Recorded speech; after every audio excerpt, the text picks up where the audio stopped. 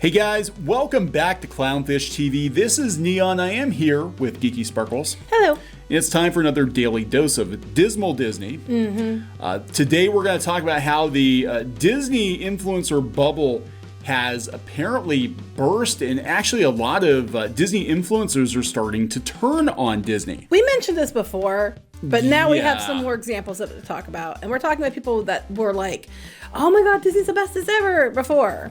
Yeah, so this is really interesting to watch how the pandemic has affected Disney and how some of Disney's recent decisions has actually affected their, people's opinion of them. Disney superfans' opinion of Disney, during these trying times. And it's not good. Things are going to change. We did a video the other day, this one, That's the one I was talking about. Yeah, talking about how Disney decided to end its annual pass program in Disneyland. And we said that the domino effect of that is that a lot of the Disney superfans are no longer going to, frequent the parks every day because it's going to cost too much. Right. But that's okay. You don't have your annual pass anymore, and they're going to refund you, but they're going to give you a 65th anniversary. I think it's a magnet on your way out. Oh, okay. Hopefully it arrives like the Tinkerbell ones did. If you're an annual pass holder, you know what I'm talking about. Ours did, but a lot of people didn't get theirs. Yeah, so this was kind of a big middle finger to the fans who, are, I guess you would call the Disney influencers. They basically have created a livelihood around going to the parks, and a big part of that is the annual pass, because if not, you're shelling out like $100 a day to go, and they're ending it in Disneyland, and I am reasonably sure they're going to end it in Disney World too. We'll have to see what their new offerings are going to be, but I guarantee the new offerings are going to be less for more or less for the same. And and if that comes out and people start taking the bait, damn well they're going to cut it in Florida. Yeah.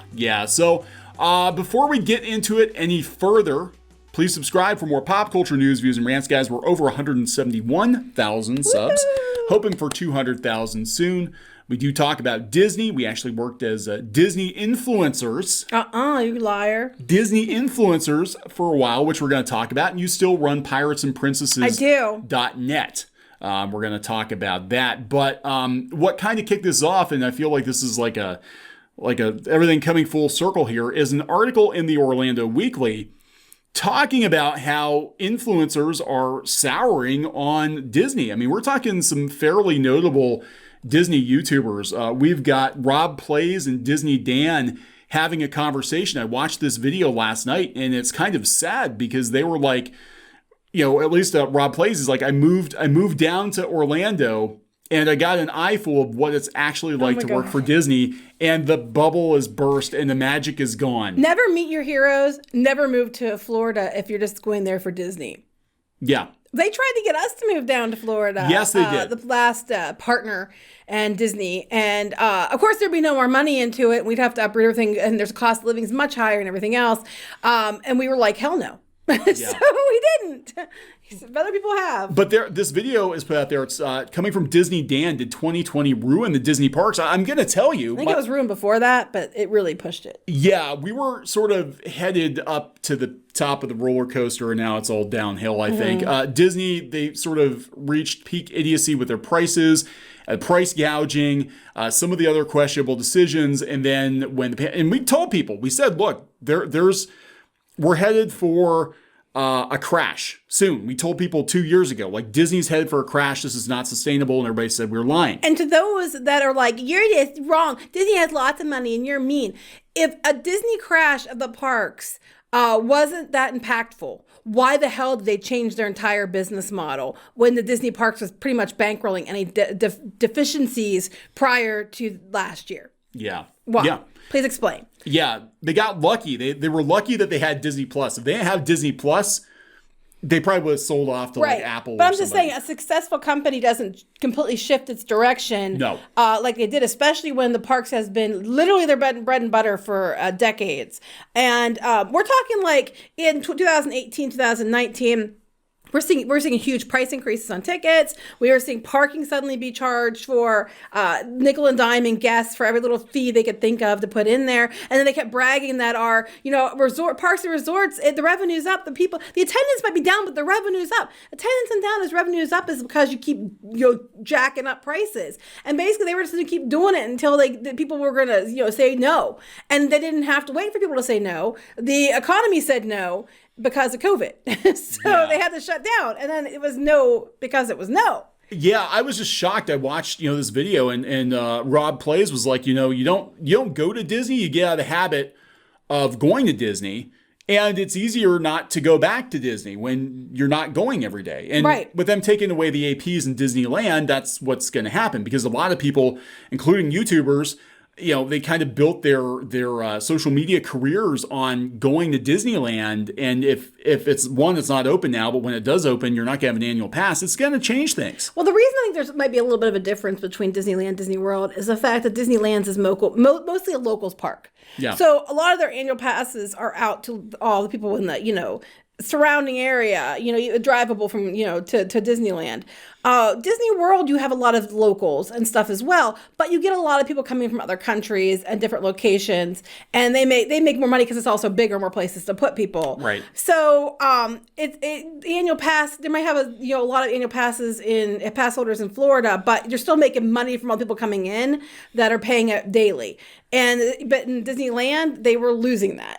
Yeah. So I mean, not that anybody can go anyway, even though they are starting to promote the Avengers Campus again. So I think that we're going to be hearing something about them reopening soon. I'd say summer. I'm saying late spring, early summer too. So I think, but they're getting ready because they're starting to put more information about that out now. Yeah. It was interesting though, back to Rob Plays, he said he always had this image of Disney being this wholesome, friendly, family-friendly company. And he said that was shattered. For us years ago. And he said, at the end of the day, they're just another multinational corporation. But who's been saying that this whole time? For years. But when we were doing this a podcast, we'd laugh and bring that shit up, and that was years ago. Yeah, because we're going to talk about, how Disney treats its people. We've talked about this before. They laid off 32,000 people while their CFO gets, had a potential $11 million annual incentive. Abigail Disney has called them out. We've got, food banks set up for the cast members by the cast members because Disney's really not doing anything for them. But boo-hoo, the Bobs aren't getting any bonuses this year. A lot of people are running with this, and they're like, well, look, even the Bobs took a pay cut because of the pandemic, and, it's not just, the cast members, it's everyone. Yeah, except they're forgetting to mention the fact that, yes, he took a pay cut initially. However, when they were laying off thousands of cast members because they didn't have work for them, they turned the executive pay back on. Yeah. And they're not mentioning that, nor are they mentioning the fact that they gave Christine McCarthy, the CFO, a new contract last year that gave her an $11 million annual incentive moving forward. And this is what they give the senior vice presidents, executives, all that. Yeah. They all incentives and things built in. So woo-hoo, Bob Iger only made $21 million last year as opposed to the 68 or whatever he made 2 years ago. And they're making it out like they took this big sacrifice. Their pays were turned back on as they were laying off thousands of cast members. Yeah. I mean, do you have any idea that kind of money, how long you could run the food bank? I mean, people say it wouldn't make a difference with people's jobs because it's not a lot of salaries. But I'm like, yeah, but you could do something for them with millions of dollars. We can spin you right round, baby, right round. What the media is doing with this. Yeah. So this is insane. So yeah, they said because of this, watching how Disney treats their employees when the chips are down has actually turned off Disney influencers. Well, I think that and the way they've been acting with China and everything too has been turning people off, It's okay, don't feel bad for Bob Iger. Don't cry for him, China, because he's probably going to be your ambassador soon. Yeah, right. Yahoo News. We talked about this article the other day. It was put out that Disney World's losing its magic. A lot of people, again, talking about how they got rid of the cast members, the entertainers. The magic's not there. The Diz, which is owned by the top Disney travel agency, putting an article out saying the Disney bubble burst. It's time to stop giving them a pass. Right. And you have to understand, they were allowed to be honest a lot. And we were like, why are they allowed to be honest, but we're not? And it's because when you're number one, you can do whatever you want. Yeah. So that's why we decided not to be beholden to anyone so we can be honest all the time. Yeah, so it's gonna happen, and I gotta wonder all these pixie dusters, which I haven't seen. I'll be honest, I have not seen as many of them. Oh, you haven't been on the like the different Disney boards on okay. Facebook. Yeah. Okay, that's where trust they're me. hiding. Trust me. They're all still there. Is that the wretched hive of scum and villainy? Yeah, they're all still there. And anytime you can't even make jokes anymore. Even if you make a joke, they jump down your throat. Like I was making a joke that someone said, "What's this locked box under the seat on the Skyliner?" They said wrong answers only. So I jokingly said all the money Disney had left, and it was a joke because everybody was making these jokes like it's my bong and all that stuff. So I said that as a joke. I also said it was the model for the penal Moroccan sculpture or the structure in the when did that become World Showcase. It's been a thing for a while, and and as a joke. And then somebody had a hissy fit about me saying the money. They're doing fine. They are doing great. Their stocks are up. And I was like, everybody else made these ridiculous jokes, and no one, how dare you? I say about money, and they lost their shit. It was so funny. I'm not joking when I put that picture up about pixie dust. You're not. But we kind of reached peak pixie dust, and they talk about that on this Orlando Weekly article. They said talking about eliminating the annual passes and the self-entitlement the cast members have complained about for years. They do call them pass holes. Yes, they do. It is totally true. And I'll tell you what, for a lot of them, I don't blame them because I've seen the way these people behave. They're talking about some pass holders making a career out of abusing the system. Yes. Via social media or by reselling items Yes. purchased. Well, the bags and bags of Splash Mountain plushies. Right. And it's not just that. It's been going on for a while now. I know I'm on some boards that you buy stuff up or like people are going and they're picking up stuff for people. And I'm on some of those boards and it was especially with handbags. People are going in and buying a whole bunch of handbags with their discounts. And it depends on the store. Sometimes they're friends with people so they let them buy stuff when they're not supposed to. But they've had their annual passes taken away for violating the guidelines because you're not allowed to be buying stuff up for resale. That's a no. That's against the rules. There are eBay stores and Amazon stores that are set up just with people using their AP discounts and their cast member discounts, presumably to buy stuff cheap and resell it. I know when we couldn't get down to the parks, I know like your Haunted Mansion music box I bought from one of these people. It was a little bit more than I would have paid retail, but I'm like doing the math. I'm like, yeah, they marked it up like 30-40% probably from what. Right. A lot of times what you do is you pay them a fee for going and getting it for you, whatever the cost of the item is and shipping. Yeah. If they're doing it directly through a board and not on like on eBay or something. Well, the flip side is they're doing a hell of a lot better job than Shop Disney. Well, that's not untrue. So it's a little easier to deal with the individuals doing that. But they're talking about this. They said that they said there's a steady stream of content creators and resellers making a living covering the parks as their sole source of income. I know several of them because we traveled in that circle. Right. We did it. You were at media events with them. We did it. I did it for what? Almost 3 years? Yeah. Almost full time. It's not our sole source, but we still do pretty well on Pirates and Princesses. The difference is that we didn't move down there and we're honest about things. We don't try to, just pixie dust the hell out of everything. If something's good, we'll say so. If something's not good, we'll say so. They're talking about how entire websites and YouTube channels popped up. They're dedicated to tracking the drama between. I think they're talking about us. It could be. We didn't pop up for this reason, though. No. We were already there. Even some influencers are now questioning their symbiotic relationship with the massive corporation. There were several articles before the pandemic talking about how there were people making a living just covering Disney. Right. We talked about that in the last video. We showed people that what are they going to do now? They can't go to Disneyland and get pictures of themselves. And that's the thing. And we said before, like, you've got this weird relationship with a massive corporation. They don't care about their cast members. They don't care about you. Right. There's going to be, and the supply of new fans willing to replace them. That's not untrue. I can tell you for a fact, if you go out and search, like, I want to be a Disney influencer or whatever. There are like bloggers telling you how to basically get into the Disney influencer programs as if they're a mom blogger. They have different levels. They have the media, they have the travel agents, and they have like mom bloggers, and they have and Instagram influencers. They have different levels, guys. And so what they do is they go out and find these people, and then they bring them into the fold. Like Tim Tracker and them didn't used to be part of it, and then they got brought in, and then people complain there's a change in the content.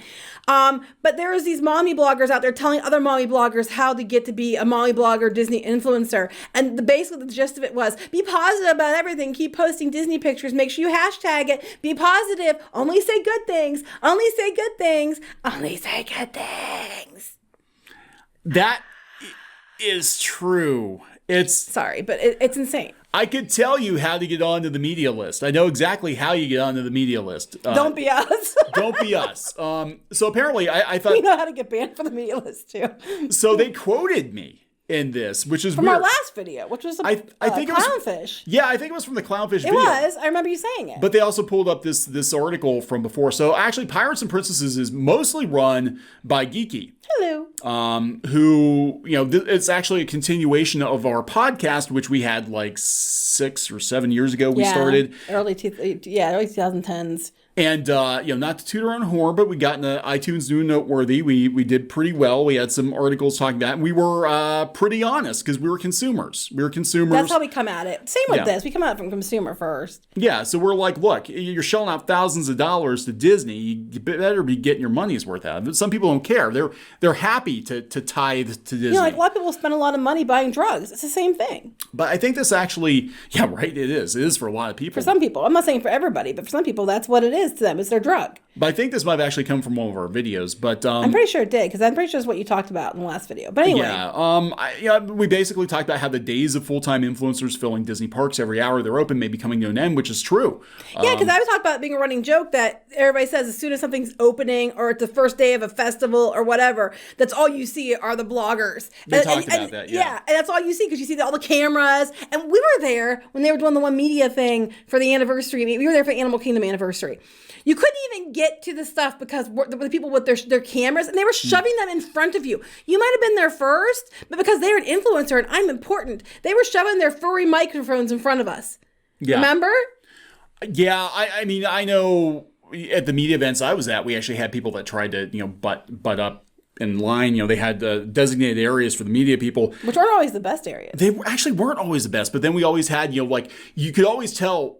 Because I remember what really stuck out in my mind was the one time I went to Disneyland. I went by myself that one Christmas. Yeah, that sucked. You were going around Christmas time. It was horrible. But I remember thinking, like, God, this is so different than it was last time I was here, because I walked in and in front of the train station, there was some schmuck with a big ass camera. Oh, yeah, I remember you talking about this. And he was all like YouTuber guy. Doing his, I don't even know who he was, but he was like doing his makeup and stuff. And he was all like getting his hair going, and he was doing mobile takes on it. And he was just like, he had everybody cleared out just so he could be in his own little area. And the thing is that would pretty much be a recurring theme throughout the day. It wasn't him. There were other Instagrammers. With Disney World too. I've told the stories. I'm not telling it again, but the last trip told you the stories. Disney is so different than it used to be. It used to be like you were lucky if you got a couple of pictures, you get your picture taken in front of the castle, and now you basically have to work around these Disney influencers. And some of them are literally making a living.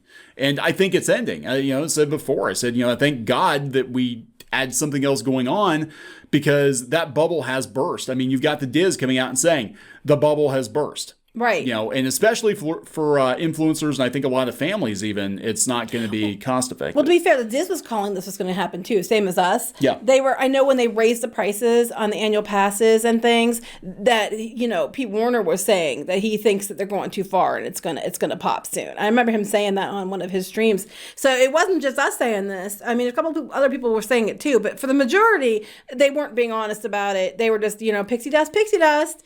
And if you don't, you're not one of them, then they come after you. It's like, one of us.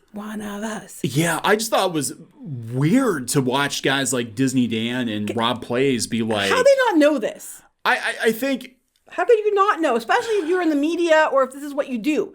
You would have found that out the very first media event you went to, when they literally sit over your shoulder to make sure you write only what they want and put every hashtag they say on it. That should have been your first indication. Yeah. Yeah, look at this. He's like, the theme park world that I love doesn't exist right now. Mm-hmm. I don't think it's ever going to come back the way it was. I like his Figment with a mask on it. That's though. Pretty cool. We should put the one on our Figment. We should put a mask on Figment.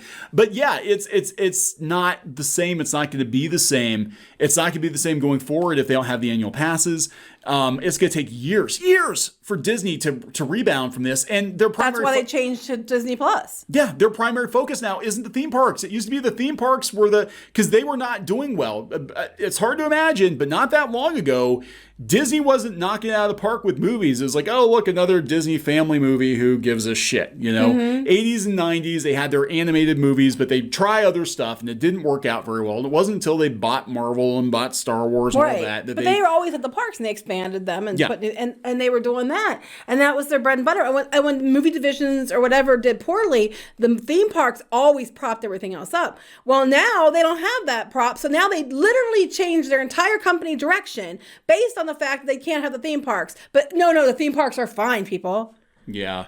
So that's not going to be a focus anymore. I don't think we're going to see these announcements anymore where they're like putting, they're doing new rides like every year. I think we're going to go back to this kind of this lull period, the 90s and early 2000s. They're finishing up the big things, but I mean, some of the big things, a lot of things just got completely scrapped or postponed, pushed back.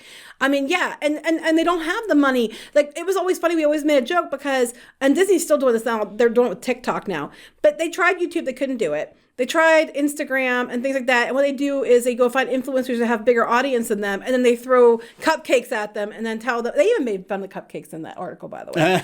And they throw cupcakes at them and media access and all that stuff, trying to get them to leverage for their audience. And we just stopped the TikToker that had a song about Ratatouille. They brought her down because they're going to be opening the Ratatouille ride soon and paraded her around and gave her the new mouse ears and everything else because they're trying to leverage her audience because they don't know how to do it themselves. And they can't.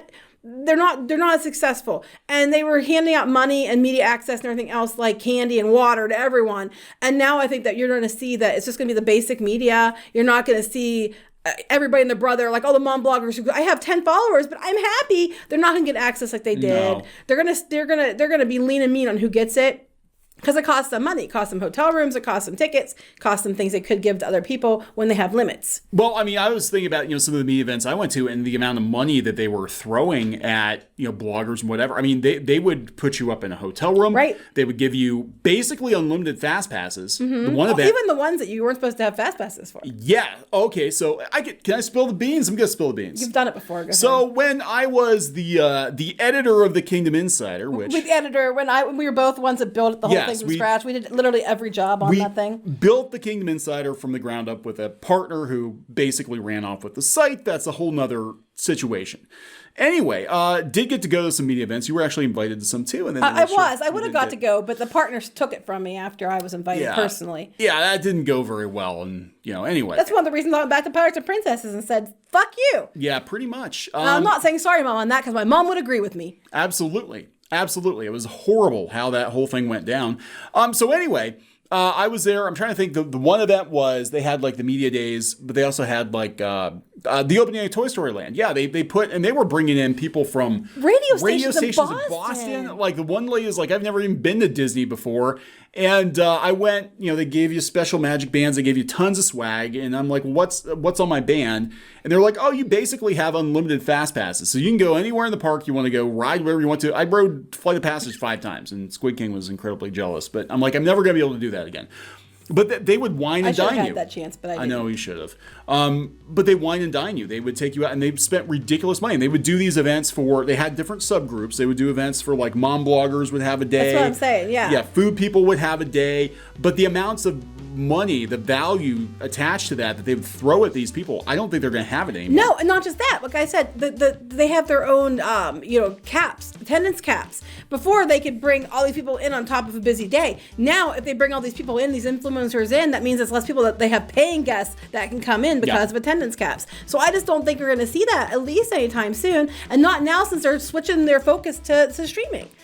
Yeah, it's definitely changing, guys, but it's really interesting. It's going to be really interesting to watch how many Disney YouTubers and bloggers and influencers are left when the dust settles, because a big factor in that is the annual pass, and it is the access, and that might all be going away. Right.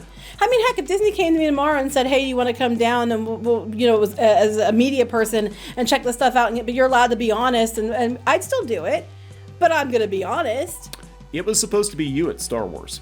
I already had that conversation. I don't want to talk about it. Very pissed about that. But yeah, I worked my ass off for that too. It's supposed to be you at Harry Potter too. And I will get nothing because I'm honest, and Disney doesn't like honesty. I would respect them more if I didn't see them try to spin the narrative all the time. Yeah.